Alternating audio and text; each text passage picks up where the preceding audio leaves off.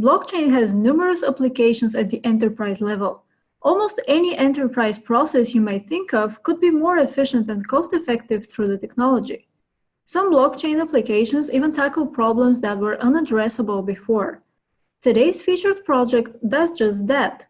DiscoveryIoT aims to solve one of the biggest problems large companies face today in the supply chain, such as tracking of their products, loss of shelf space, stock obsolescence, and high trade marketing spends. We are going to discuss their business model, upcoming token sale, and the token economics model and its future potential. Please welcome Selvam VMS, co-founder and CEO of DiscoveryIoT. All right, so hello Selvam, thank you very much for being here and welcome to the Online Crypto Summit. Thank you for your time, Victoria, appreciate it. Let's get started. Will you share a bit about your background and also introduce the project to us? Absolutely. So I'm Selvam, the co-founder and CEO of DiscoveryIoT. We are building a blockchain-based IoT communications platform. So essentially, we are building a network through which IoT devices can communicate amongst each other and to their central servers. We've been in this business for about 9 months now, and the blockchain part is an extension of a solution that we already provide in the offline world to our clients in the supply chain industry. We are a team of 15 people based in India, Chennai, and we are taking the ICO route in June to help fund our project and make it scale it to the next level. Okay, so can you talk a bit about what problems do you solve with that project, and who is it for? Who are your potential customers? Yeah, there are two aspects to the solution that we are building. So each aspect addresses a different market. So I'll talk about the two aspects separately. One facet of the solution we are building is the IoT network that I just spoke about. Specifically, we are our early adopters of the solution would be consumer durable and FMCG companies who would like to track their products through their supply chain. Now, when I say supply chain, it could be any consumer FMCG brand which wants to understand how many of its products are lying in which level of the supply chain, how many of them are lying in their warehouse, how many of them are lying with distributors, with retail outlets, so on and so forth. Now, access to this information is very valuable for companies because it helps them optimize their marketing spend, understand which product is moving where, why it's moving, why it's not moving, so that they can take corrective actions immediately. Much of the data that people work with now is old. So you get data of the past week probably today. So it's at least 7 to 10 days old. So corrective action is very inefficient. So brands end up overspending in outlets where they need not have spent in the first place, and end up underspending in other outlets where sales would get affected as a consequence. So we help give this visibility to brands through our network, through our solution rather, not just the network, through our solution whereby they are able to take optimal decisions at the right time on a real-time basis.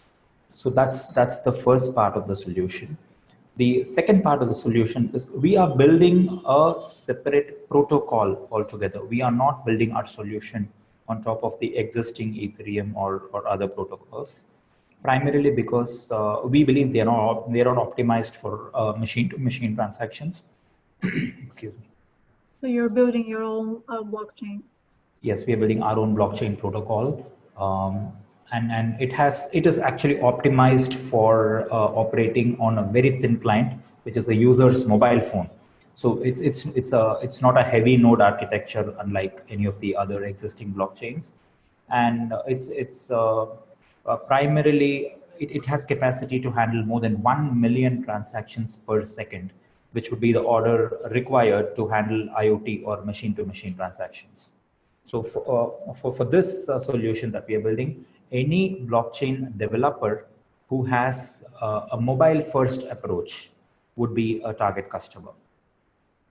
So how do you achieve that scalability? How do you achieve so many transactions per second? Okay, our blockchain is built on the on a geographically aware network, which means the data is stored not on every node. It does not work on the concept like an Ethereum network where every node stores all the data. So we segregate our nodes into nano nodes, micro nodes, and macro nodes. And these are geographically aware nodes. So the applications that we are trying to build, the network would be suitable for applications that need to be geographically aware. For instance, let's talk about an advertising requirement where somebody wants to show you an advertisement based on your current location. You are close to Times Square in New York, and they want to show advertisements only to people who are near Times Square, right? So my nodes will be the nodes will be on our network will be classified into: one, you are in Times Square, that's the nano zone that you're in; two, you're in New York State, that's the micro zone you're in; three, you are in the United States of America, that's the macro zone that you are in. And all this information, it's only at a metadata level, it is stored at each node. So all the block data is not stored at all nodes. And because of the Genesis architecture that we are following, there is child, parent, and then parent of parent kind of an approach. It makes node discovery much quicker, and thereby the speed of transactions would be phenomenally faster than any of the existing networks. Having said that, however, our protocol is optimized for low weight transactions, like IoT communication transactions, which are typically in the order of a few kilobytes, a few KBs.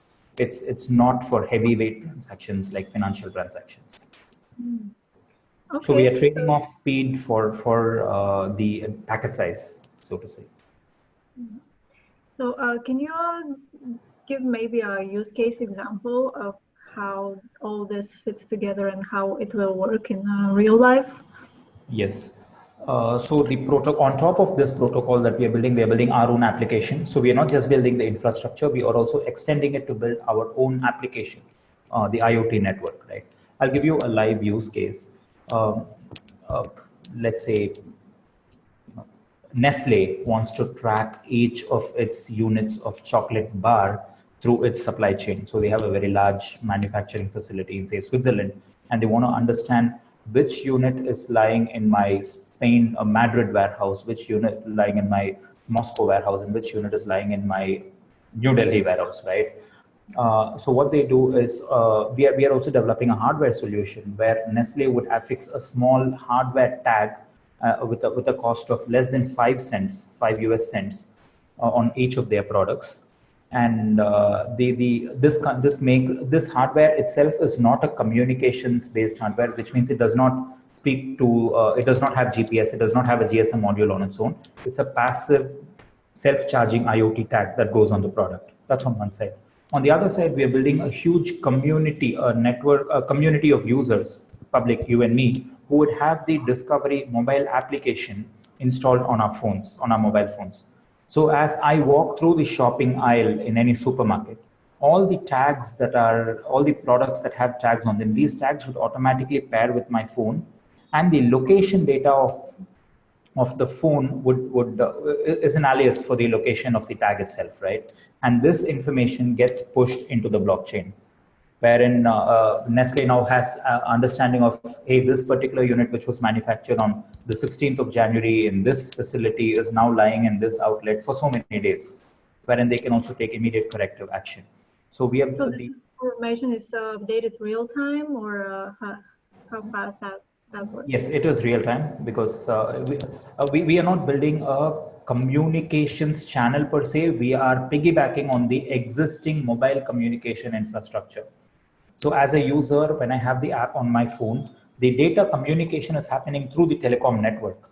And and that's real time, right? The moment a ping happens between the tag and the phone, this information is immediately transmitted into the blockchain to the server of Nestle, in a manner of speaking, where they get instant access. So so if a product is has only 15 days of shelf life remaining, Nestle can take immediate corrective action to understand, hey, there's a product that's going to expire in 15 days that's lying on this shelf, so we need to take corrective action to push it out, maybe give a discount or no. understanding product moment and take corrective marketing action immediately. That's one use case. Okay, so do you have any competitors into the blockchain space, or any other solution outside of the blockchain space that tackles on that problem? Correct. There are solutions outside the blockchain space that are trying to build IoT communications networks.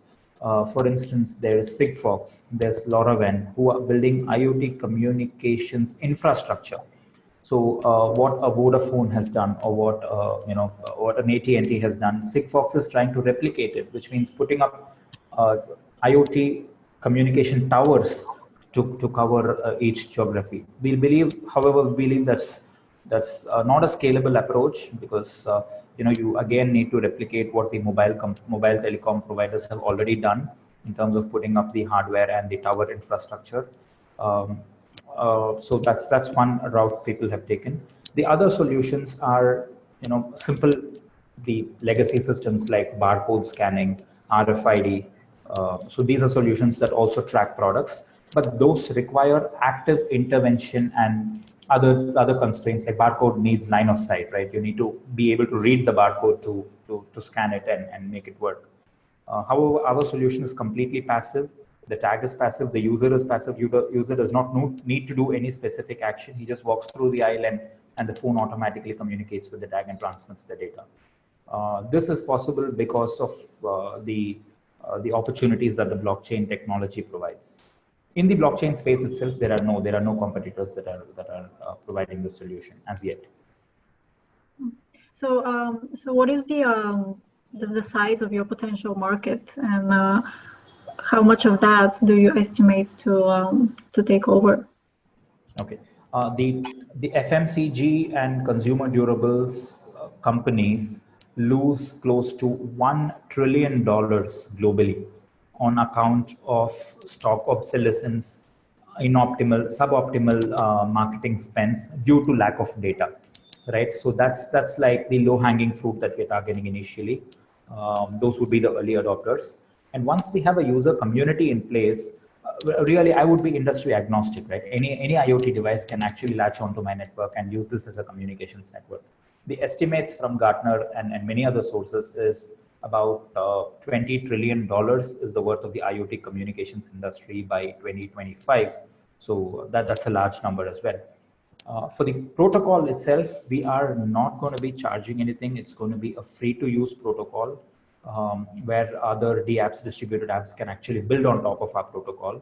It is a costless infrastructure for them, where it would just increase the utility of our tokens, because the underlying transactions would happen on our tokens. So coming back to your question, in terms of the tracking solution itself, it's $20 trillion plus market over the next 3 to 4 years. And we are targeting revenues of, we're being very conservative. We are only targeting revenues of close to $100 million in 3 years' time. So do you have any companies that you're already negotiating partnerships with? Yes, we are. Like I told you earlier, I run another supply chain company already. We deal with some of India's largest FMCG brands in handling their supply chain.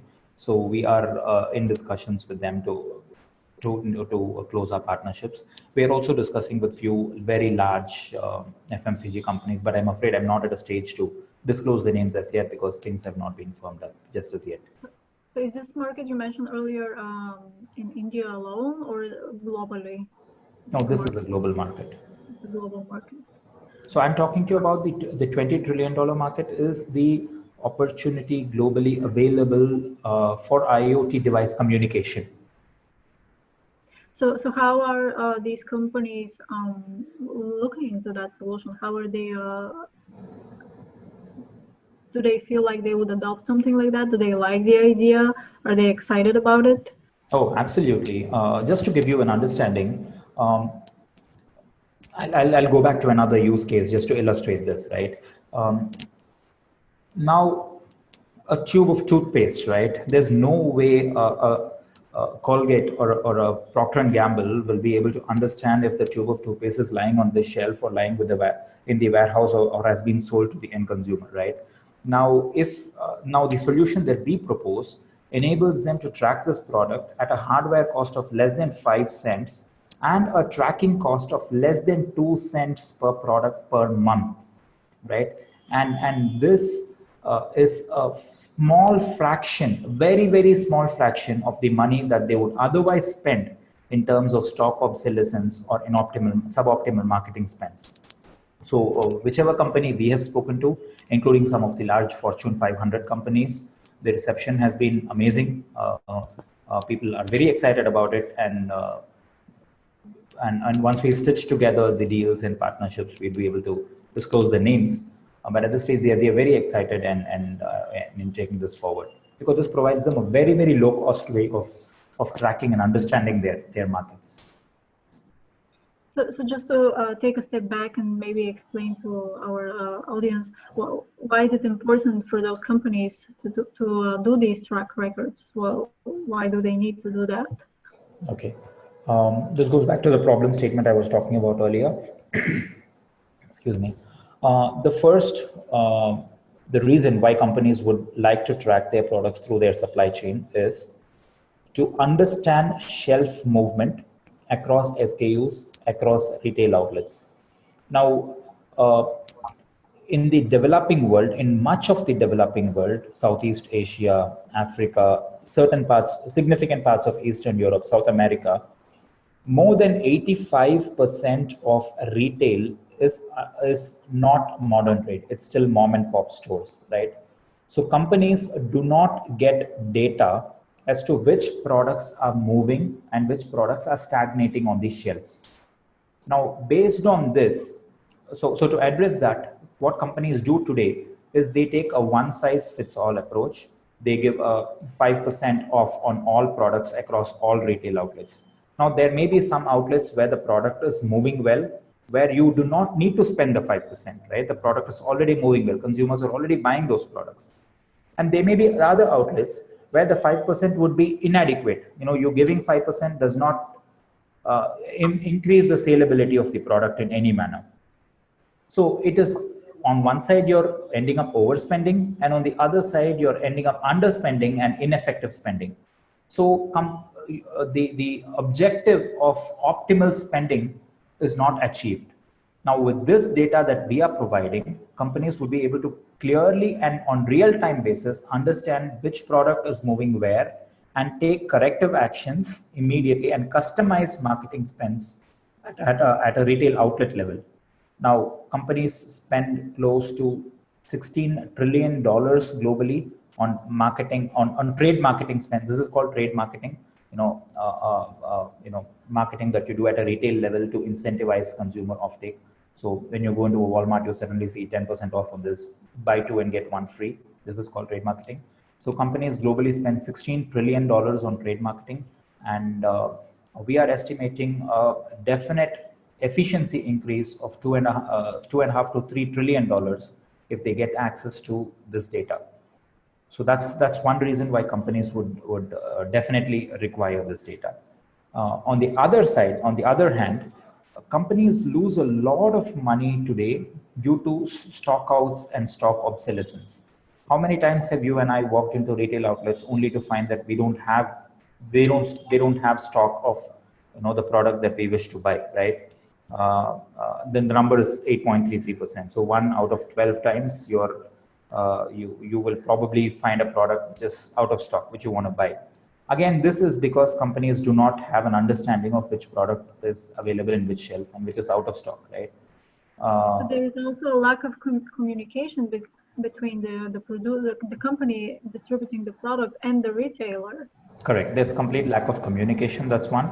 And retailers, and that's why I spoke about the first point of retail being so disorganized, right? In developing countries, 85-90% of the trade is unorganized. So it's not possible for companies to go and get access on a real-time basis from retail outlets. Unlike in the US, where 93% of the retail is already organized, you have the Walmarts of the world, you have the Targets of the world.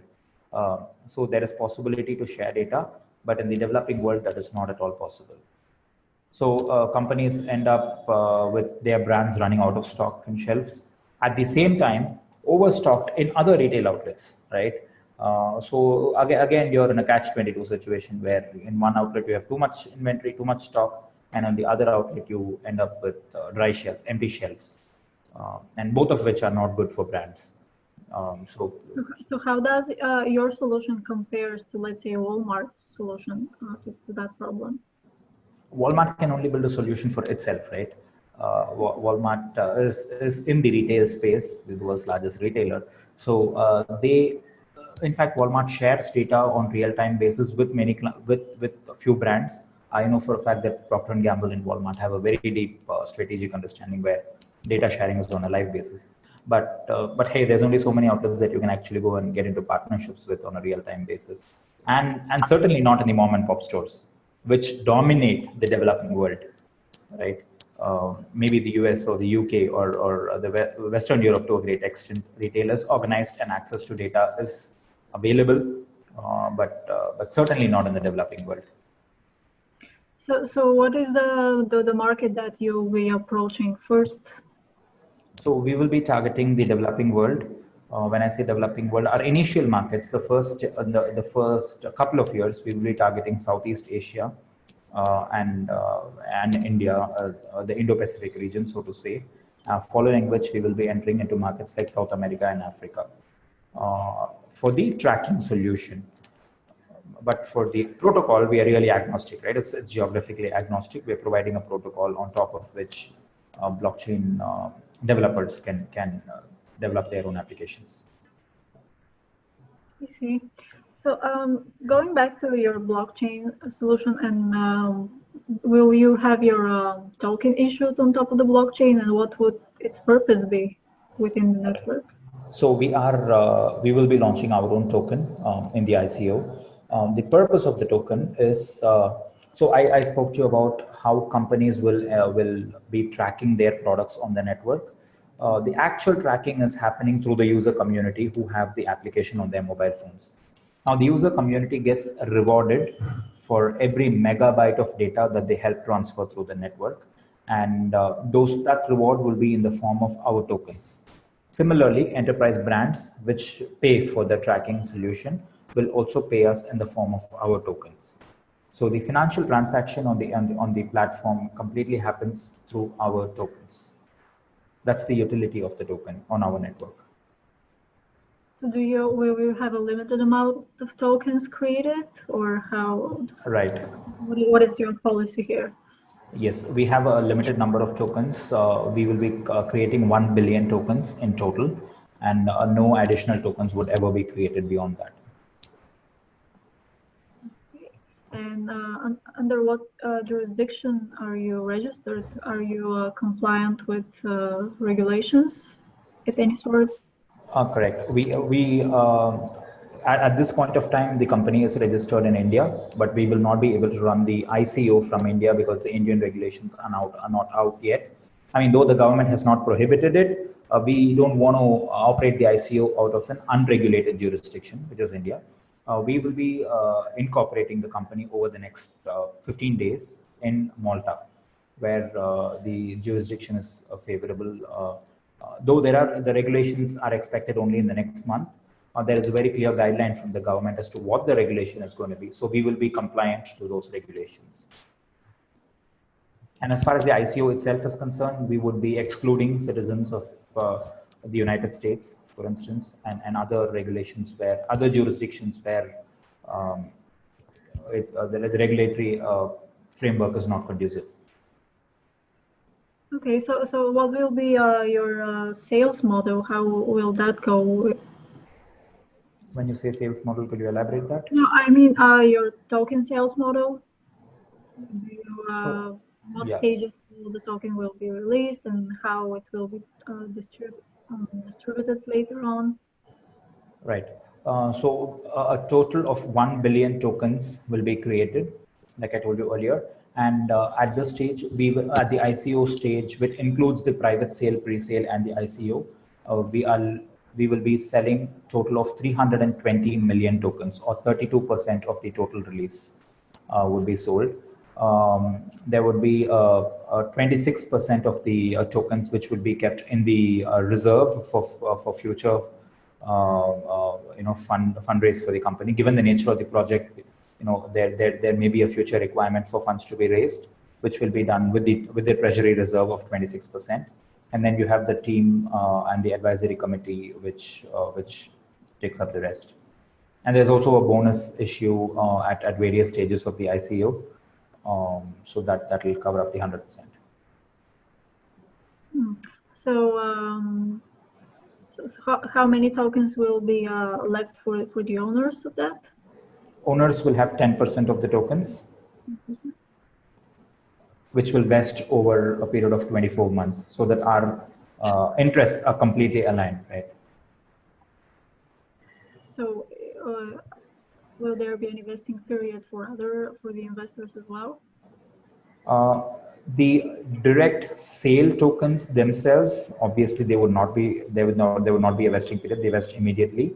Any other tokens outside the sale, which includes the bonus issue, which includes the not the founders is a 24-month. That's been told earlier. The legal, the bounty campaign, the partnerships, or the advisory board that we are creating, all of them would vest in 12 equal installments. So how will that funding be used? Do you have any milestones in place? Well, what's your plan? Absolutely.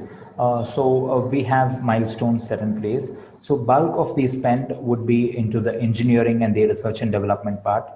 We have the hardware development that's happening, which is the track that I spoke to you about. We are developing it at less than 5 cents. So there's a significant research and development that needs to go into that. There's also the blockchain network that needs to be developed. We are not building our application on top of the Ethereum protocol. So there's a significant investment that goes into developing the blockchain network. And we will also be building custom solutions for the early adopters, the FMCG companies and consumer durable companies that come on board with us at an early stage. We will have to build customized solutions for them based on their specific requirements till this gains wide adoption. So there's an investment that's going to go into that will be going into building the custom solutions. So that's on the engineering side. On the marketing side, we have two elements of marketing, right? One is the B2B piece where we reach out to large brands, enterprises.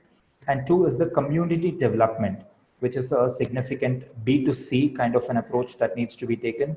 So there's an investment that's going to go into that as well, which will involve participation in events, conferences, sponsorships, and so on and so forth. And these two would contribute, these two would constitute close to 88-90% of the total fundraise. The balance would handle the selling, general administration, legal, marketing, admin expenses. So do you currently have anything built yet? Any MVP or anything that it's out there? And also, is it open source or it will be proprietary? It will be proprietary. The protocol itself is something where there would be API access for other developers to build on top of it. Because we are taking the mobile first approach, in fact, ours is the only protocol that's actually taking the mobile first approach. It's customized to run on user mobile phones.